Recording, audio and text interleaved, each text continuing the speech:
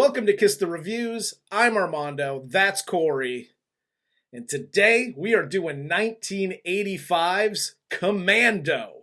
Before we get started, if you want to reach out to Corey or I on Twitter, you can reach out to me at Junior D's. You can reach out to Corey at Idle Poncho. And let's get right into 1985's Commando. This movie stars Arnold Schwarzenegger as John Matrix, Rae Dawn Chong as Cindy, Alyssa Milano as Jenny Matrix, Dan Hedaya as Arius, and Vernon Wells as Bennett. And they leave out Bill Duke just because he dies so early. But Bill Duke was like the ultimate bad guy. Yeah. In most of these movies. Like he was Mac in Predator. Yes. But he's in his early career with these Arnold movies and these action movies, he was always the bad guy. Well, and I honestly, because it's been so long since I've seen this movie, I forgot that he was even in this movie until the very first scene where the garbage truck's coming up and guy's like, oh, yeah, forgot my trash. And he pulls down his bandana. Now everybody can identify you, but whatever. You mean the worst hit executed in all of hit history?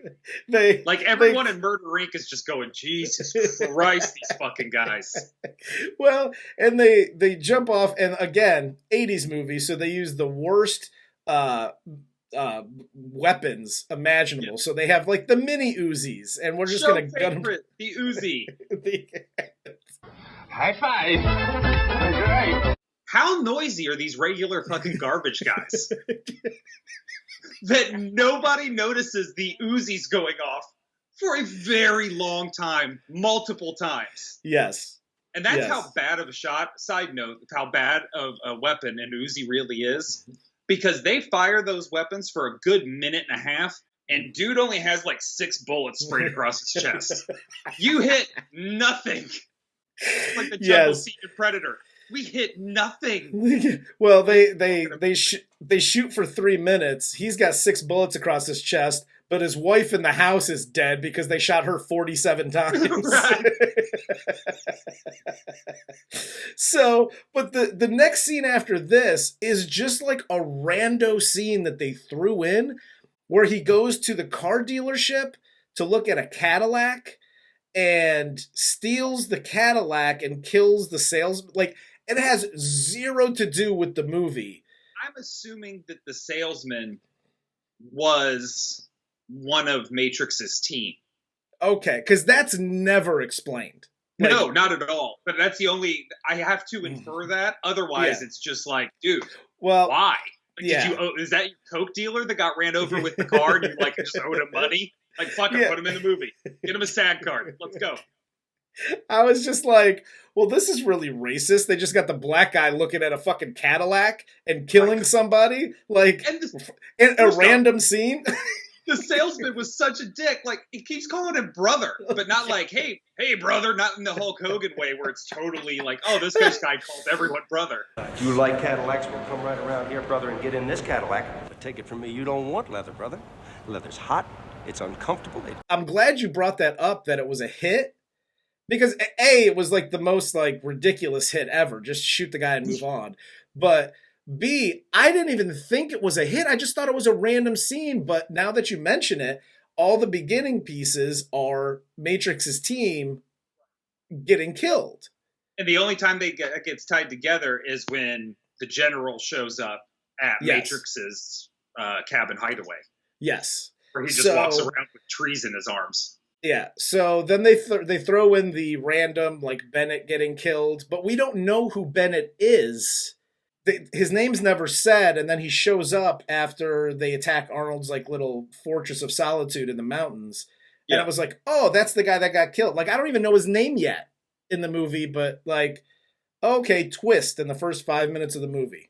Cool. Yeah, I think a lot hit the edit room floor. I'm assuming because this was exactly 90 minutes long. Oh yeah.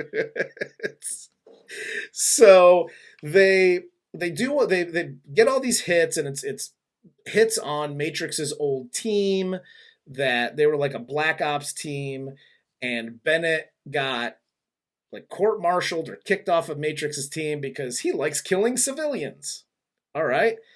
And Makes wearing sense. chainmail, which pretty much goes against every SOP Dude, in the book. The chainmail, and he must be broke because it wasn't like actual chainmail.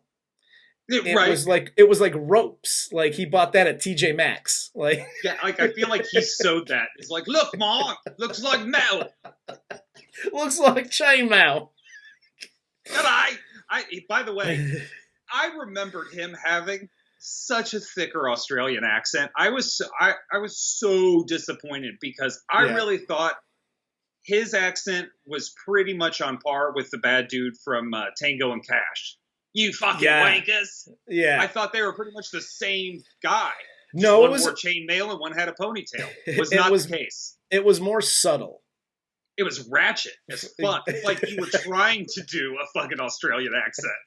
Matrix, this is the greatest part too. After all the hits are done, they show Matrix in this like montage, this just ridiculously silly montage of John Matrix and Jenny, his daughter, having ice cream and like going into town and chopping wood, and she scares them. And General Kirby, which is the they fly in to his Fortress of Solitude in the mountains.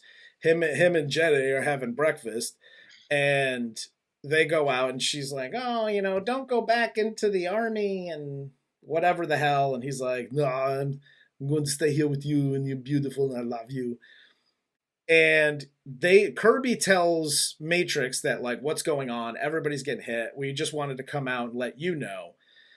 So here are these two. They're not as good as you, but here are these two guards that I'm leaving here. So they'll protect you. The fucking helicopter takes off, and 2 seconds later, both soldiers are dead. Yeah, I'm going to go ahead, and I'm not going to do this as a PSA, but we're just going to say that if somebody is already hiding out, don't fly a fucking helicopter to their property. Yes. Talk about it. You might as well just put a fucking homing beacon on the house. I mean, for Christ's sakes. And it's obvious where you're going. That's a Vietnam-era helicopter landing and dropping off 2 soldiers. All you had to do was drive around the fucking woods, be like, I know where those are. Oh, there goes that helicopter. We got it. Yeah, the funny thing is, because they come down, they attack the house, they take Jenny. My favorite is it's Arnold and Alyssa Milano, and they're like on the ground. They're shooting into the house, and he's like, "Go to your room. I got to go to shed and get my rifle." My rifle. He opens the goddamn shed, and it's basically the army surplus store that he raids later in this movie. It's just like every fucking thing imaginable in there. He wants to chase down and get his daughter back. Well, they, rig his truck so he can't start it. He notices it. So he puts it in neutral and then pushes the truck down the hill in neutral to chase these guys. It's poor form for Arnold here. Oh yeah, this is just pure reactionary. I don't know what the fuck I'm doing, but I'm doing it. Yeah. Because every time they're like, he's gonna hit us. No, he's not. He's gonna fly right by you. Yeah, this is no control, just what the fuck did I do last night kind of behavior. Not good. So he gets down, he rolls the truck, the 5 dudes around him, he starts kicking ass, hi-ya. Then Bennett shows up. And doesn't Bennett here tell him, like, hey, we killed all the people in your unit, and we left you for last because we knew they'd come for you. So he literally says, going back to your point, that they were just waiting for General Kirby to get in his helicopter and come out to see John Matrix so they could take his daughter and force him to overthrow a South American government that they overthrew before. Like, it's... the plot of this is so infuriating. And I didn't realize this because I haven't seen this in a long time. And maybe, my frontal lobe hadn't been, fully developed. But when I realized, because they get to Arius or whatever the dude's name is, that is like the former dictator that Arnold Schwarzenegger and his crew overthrew. And he's like, I want my old job back. So go kill the president of the country that I was the dictator of, or we'll kill your daughter. Why is it so hard in the 80s to find Latino actors? You needed one. One. Yes. Literally all you have tons of extras pouring out at the end of this movie out of every army barracks that was ever laid down in South America. Yeah. Right? Yeah. But the leader, no, get a white guy to play. The dialogue's too complicated. Well, it makes it fuck? It makes it's it so bad. Unbelievable because if you're gonna hire a white dude to play a Hispanic dude in, or a guy from South America, can you at least hire a white guy that knows how to speak Spanish fluently? Like, he only has 2 lines that he speaks in Spanish in this movie, and they're horrible. Sí. El presidente aquí. He's the guy at the Mexican restaurant that goes, "Oh, gracias, Juan." Like handing them his plates back. Get the fuck out of here. So they take him to an undisclosed location. They explain their whole convoluted plan and as to why they kidnapped his daughter and yada yada. And they say, okay, we're going to go over here now. You're going to fly to South America with an escort. And first of all, it's like the biggest dude I've ever seen. I thought Arnold was a Sasquatch. Like, this dude is gigantic. And him and Sully, who's 3 feet tall, were in the same unit together? Sully likes to threaten Arnold again with, now he's raping his daughter. He's like, leaves us more time with your daughter. It'll give everyone a little more time with your daughter. He doesn't look very tough to be in an action movie. Yeah. So I'm going to say I could kick the shit out of Sully, and I couldn't fight my way out of a fucking wet paper bag. So they take him to the airport. Sully's supposed to watch him get on the plane and watch the plane take off and make sure, no shenanigans are going on. The giant dude gets on the plane with Arnold. And this is why he's an escort. He gets on, he's supposed to be like the tough guy, I'm assuming, of their unit. That's why Arnie kills him in 3 seconds on the plane. Elbow, neck twist.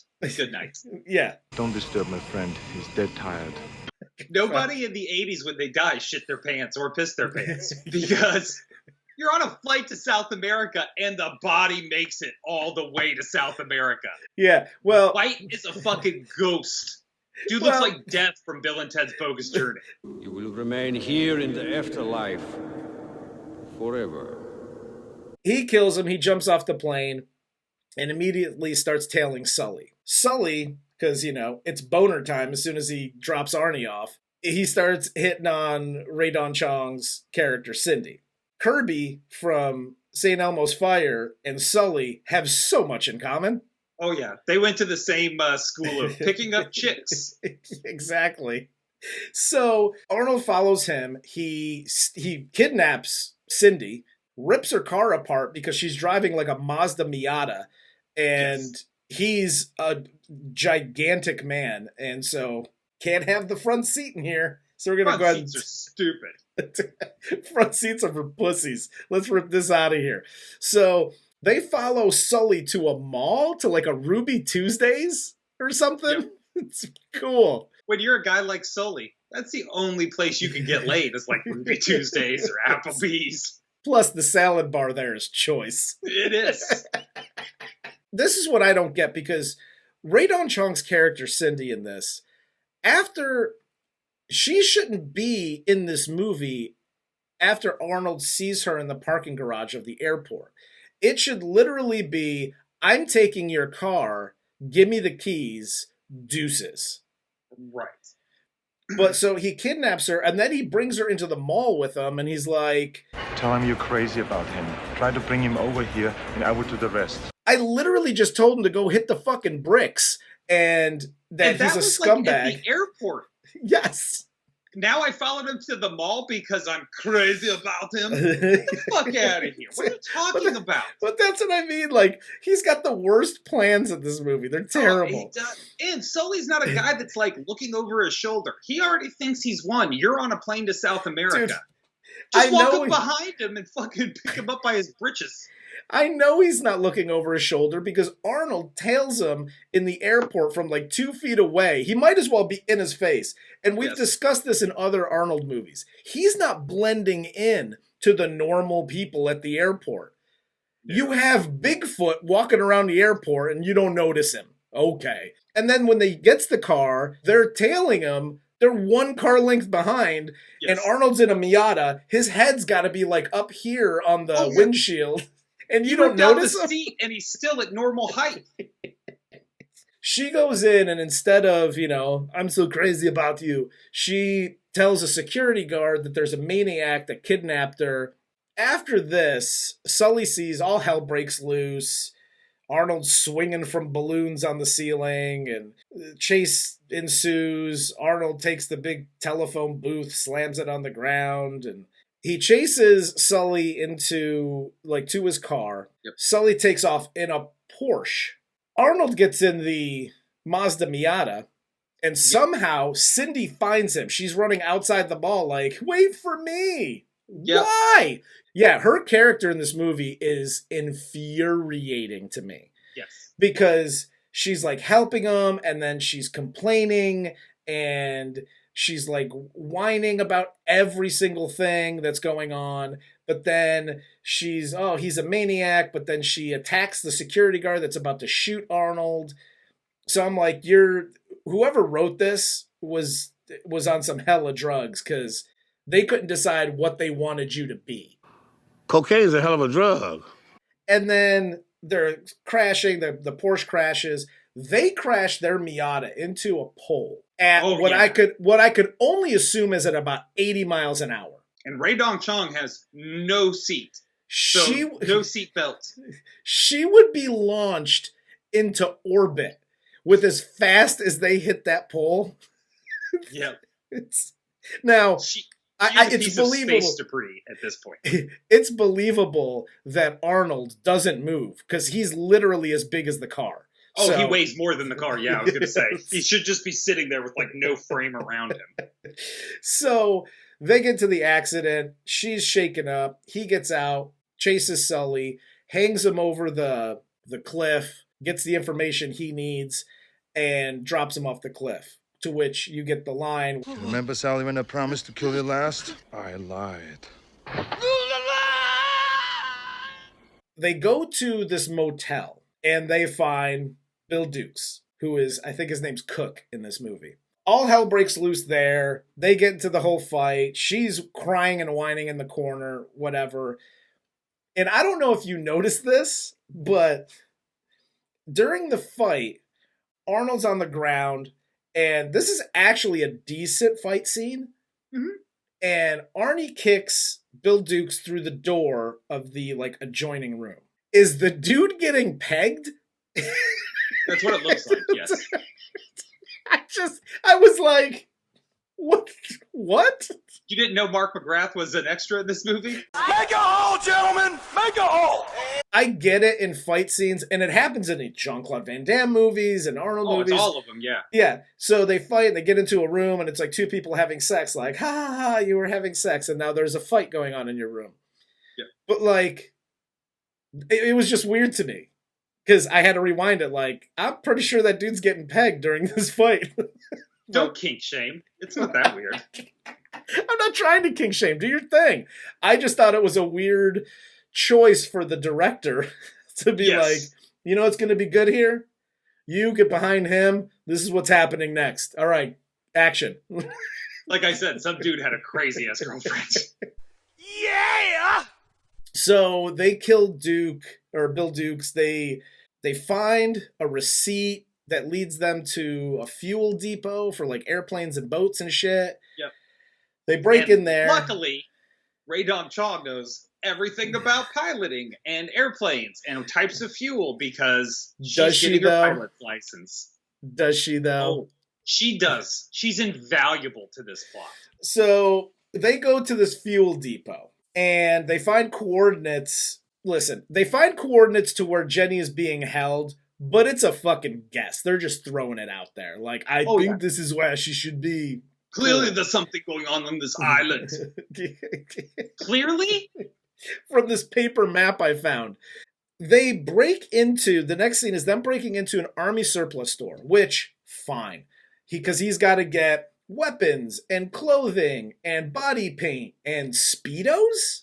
But they break in using a bulldozer. I also would like to know, again, I know 1987 was a very different time, but I've never seen actual working weapons, like firearms, at an RV Navy store, let alone a quad tube fucking bazooka.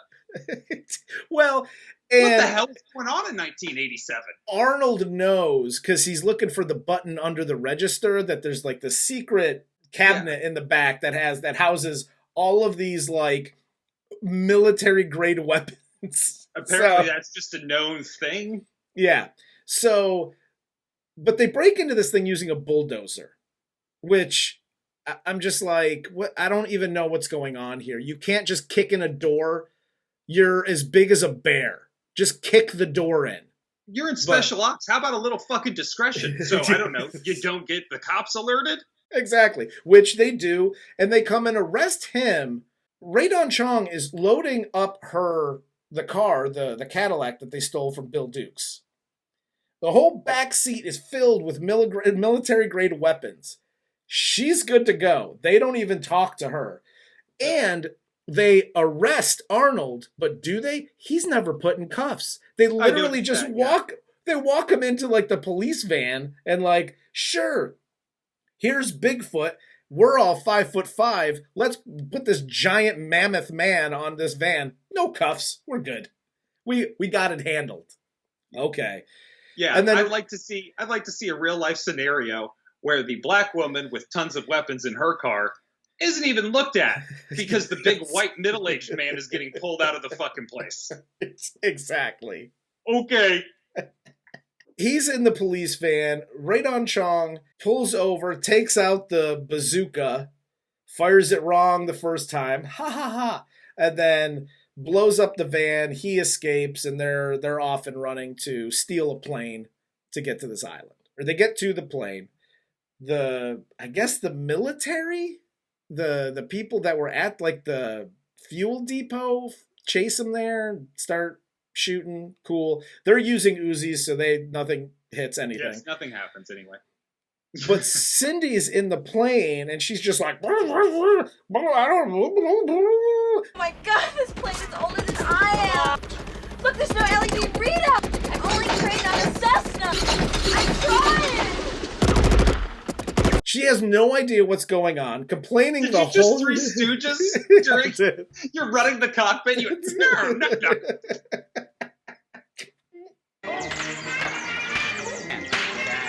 She's trying to get this thing started. Just start it.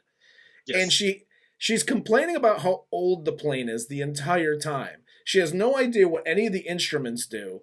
And she's just saying words at this point. Arnold comes in and punch starts it.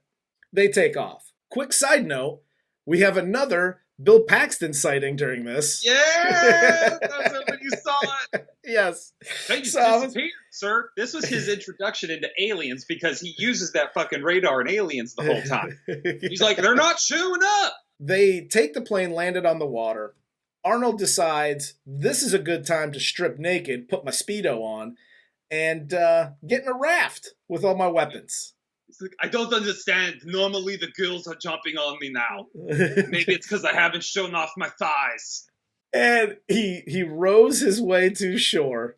And then we get, and listen, back in the 80s, and even now, there's still a little nostalgia there when he gets off the raft onto the shore and he starts getting ready. And it's just like the montage of zip, lock, paint, shit.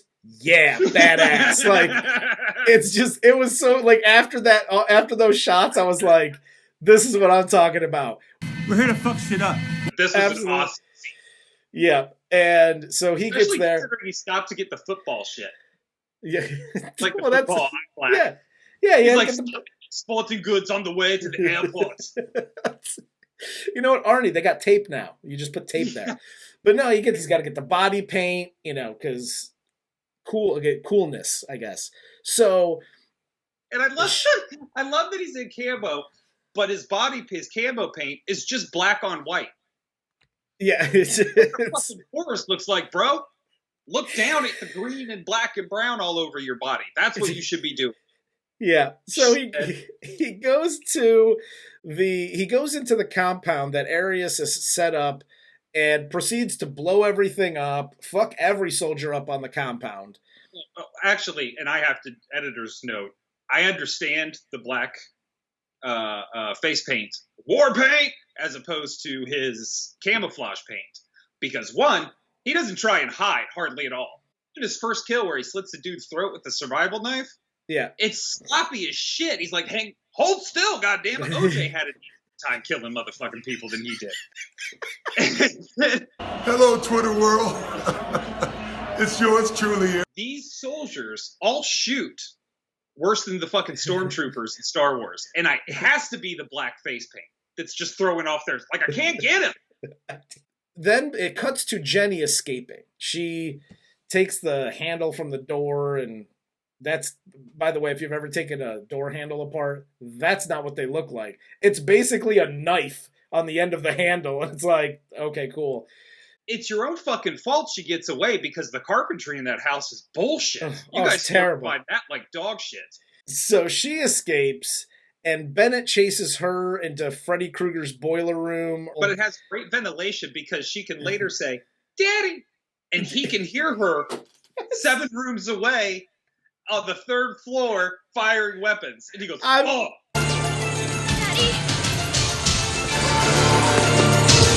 Daddy? Jenny, I need to save Jenny. Jenny, where are you? Arnold finds Bennett with Jenny, and he shoots Arnold. Here's the one thing I didn't like about this whole end scene, because they get into their final fight. Like, this is the end of the movie, final fight. And Bennett says John an uncomfortable amount of times. John, how's your arm, John? John? I'm gonna kill you, John. I don't need the gun, John. You're getting old, John. You're a dead man, John. John! I would also like to offer a PSA very quickly, if I may. Absolutely. Hi, kids. Uncle Corey one last time. I'd just like to offer you a piece of advice. If you are in a kill or be killed situation and you have your rival across from you and he's going, you don't need your gun, you could kill me, blah, blah. He's inventing, just shoot him. It doesn't have to be romantic. This is a win ugly scenario. Yes. Just win, baby. You don't have to fucking dick. Like, I don't need you, girl. I don't need the gun. And he throws it, and if you listen, it never lands. This guy's got a fucking cannon of an arm. Why he's not playing professional football, I don't know. Because he goes, I don't need you fucking gun. And he throws it, and it never lands. No sound is made. Oh, my God. How he faded like this? Well, like, because... I'm better than you. And he holds his knife like, I'm better than you. Not holding your shit like that, you're not. Here's the thing, dude. If you have the gun in this moment, and Arnold obviously doesn't have a gun, he only has a knife, and he's standing 15 feet away from you, and he's like, "Duh, come on, you can feel." A couple of things. One, you're fat, and if in real life this doughboy fluff monster fought Arnold will take all of 3 seconds to kill him. So, yeah, use the gun, pop, pop, pop, kill the daughter, let her go, doesn't really matter, and you're good to go. And you're the only one that gets out alive. Yeah. But instead, Arnold convinces him that this fight, this hand-to-hand combat fight is knives only, and Bennett literally orgasms in his pants. He's like, "Oh no, we're going to fight, and he just goes, "Oh yeah." Like, oh yeah. What? Here, watch. We'll reenact the scene for you. Go ahead. You started as Arnold. Okay. No, we need to fight, knives only. We're going to go hand-to-hand combat. Crikey! Is that what Aussies do when they come? I think so, yeah. Cool. So he crankies all over himself. They fight. The fight seems very close as well. And again, going back to my earlier statement, this soft batch cookie of a man is not going to even, it's not going to be close. Arnold kills you, whatever. You need a shitload more chainmail. Exactly. Listen, you're so fat. Your mama's so fat she gotta wake up in sections. Yes. He's so fat, he's got the chainmail and the belt on top of the chainmail just to keep his gut in. Like, if he takes that belt off, shit's getting broken. Okay? So Arnold wins this fight. He wins the fight by taking his belt off. His pants just fall down. He wins this fight. Arnie gets one more line because he puts the pipe through the dude and let off some steam, Bennett. It takes forever to get, like, they show it for an uncomfortable amount of time where just steam is pouring out of this pipe. Yes. Like, you can start from his head, work your way down to the chainmail, down to the pipe, lots of steam. You can process, even if you are like 6. That's pipe. Oh, it's steam, hot air, steam. Okay, I get it. And then he delivers his line. Yes. And then, Arnold saves Jenny. Cindy calls General Kirby, and the military shows up in full force well after everybody's dead. They're not even needed at this point because Arnold killed everybody. And the general says, "Did you leave anything for us, John?" Just bodies. And then they flash to Alyssa Milano, who's like, "That's my daddy. He kills people." Yay! So then, he gets on the plane because he sees Cindy come out, and they get on like the little amphibian plane thing, and they fly away, and they start a new sitcom called Commando and the Family, or whatever the fuck. And that's the end of the movie. So. So, as we do, I don't think I need to ask. Does this movie stand the test of time, Corey? No, this is the first time. I mean, we've talked a lot of junk about a lot of Arnold Schwarzenegger movies on this show. Yes. This one is by far the most dated of all. Action-wise, acting-wise, plot-wise, all the way through. It is just, it's viciously dated. Yes, absolutely. And I mean, that's really hard when there's like, what we say, like maybe 5% of this movie is dialogue? Yeah. There's almost no real dialogue. There's almost no real monologue had by anybody in this movie. Yeah, it's still so... The action is... It's really weird because it's hard for action to be dated. Yeah, like, I think a lot of that, I don't know if it's the action, but the scenes themselves were edited in a way that makes them seem very old. Yes. Like, you can't show the continuity of the throwing of the knives and then the knives going in from, like, Arnold's point of view. You know what I mean? It's like, Arnold throws, hard cut into the guys with knives. They're like, ugh! Yeah. That's very dated action. And I told you this before we started. I know when we started the show, it's like, oh, we're gonna ruin your childhood and blah blah blah. And nothing has really ruined anything for me. I've gotten to watch a lot of these older movies that I haven't seen in a while, good, bad, or ugly. It's been fun. Yes. This ruined my childhood. Because I loved this movie so much. And he goes to shoot Swayze, but he can't because he loves him so much. As a kid. And when I watched it now, and again, I haven't seen it forever. When I watched it now, I was like, oh, I was an idiot. Like, this is terrible. I still, some of the action is cool. Some of the scenes are cool. The premise was awful. The way it was shot, it just looked like they shot it without a budget. You were correct. It's fact. It put a little kink in my childhood, and I'm not happy about it. Well, the good news is you can focus that rage because I think this was a request, if I'm not mistaken. This was a request, yeah. Was that Cat RB? Yeah, I think so. Yeah, one of one of Thanks the a lot, comments. So. new person. Way to go. You've ruined Armando. Thank you. Yes, you have. You've ruined my childhood, and I appreciate that. So, but yeah, with that said, it doesn't really stand the test of time. A lot of action movies do, but this one just kind of fell short everywhere. Yeah, I wasn't invested in any part of this movie. It just... No, I thought I would be, and I just wasn't. So. Yep, there was no real bad guy to really like. Even, a good bad guy in any action movie has to have some sort of charm to him. Yeah. Or just be incredibly, vicious and sociopathic. And there was none of that. It was just meh. Exactly. So, do you have anything else for the movie? I don't. All right, me neither. Well, for Corey, I'm Armando. This is Kiss the Reviews, and this was 1985's Commando. Crikey, crikey, crikey.